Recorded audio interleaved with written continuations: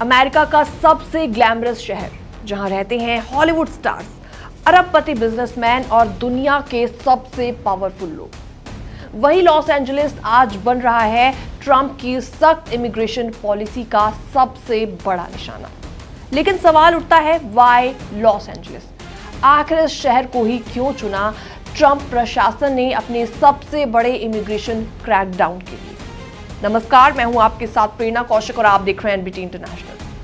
Los Angeles कोई छोटा मोटा शहर नहीं है, ये अमेरिका की सबसे बड़ी और सबसे डाइवर्स आबादी का इलाका है। लॉस एंजलिस काउंटी में रहते हैं करीबन 1 करोड़ लोग, यानी पूरे कैलिफोर्निया की आबादी का 27%। इनमें से लगभग 1/3 लोग विदेश में पैदा हुए। अकेले लॉस एंजलिस शहर की बात की जाए तो यहाँ 3.9 मिलियन लोग रहते हैं और उनमें से 35% विदेशी मूल के हैं, यानी बाहर के हैं। यूनिवर्सिटी ऑफ साउदर्न कैलिफोर्निया की स्टडी कहती है कि लॉस एंजलिस में करीबन 9 लाख अनडॉक्यूमेंटेड इमिग्रेंट्स रहते हैं, यानी वो लोग जिनके पास यूएसए में रहने के वैलिड पेपर्स नहीं है। और यहाँ हर 5वां परिवार ऐसा है जिसमें कम से कम एक सदस्य अनडॉक्यूमेंटेड है। लॉस एंजलिस में हिस्पैनिक लैटिनो कम्युनिटी की बड़ी आबादी है, 18 लाख से ज्यादा लोग।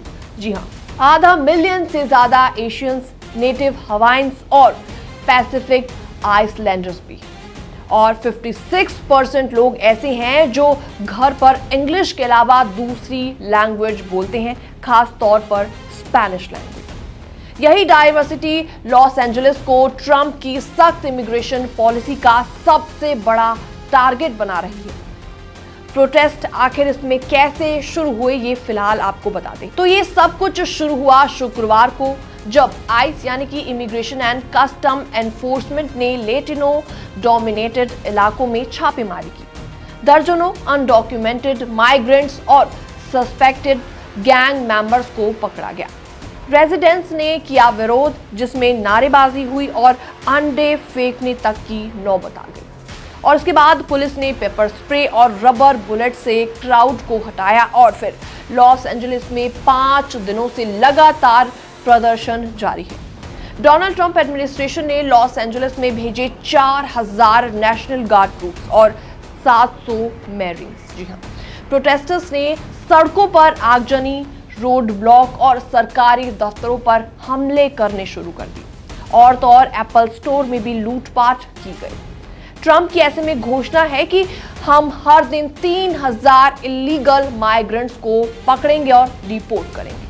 ये पहली बार नहीं है जब किसी यूएस राष्ट्रपति ने राज्य की मंजूरी के बिना इतने बड़े पैमाने पर सैन्य बल तैनात किए हैं।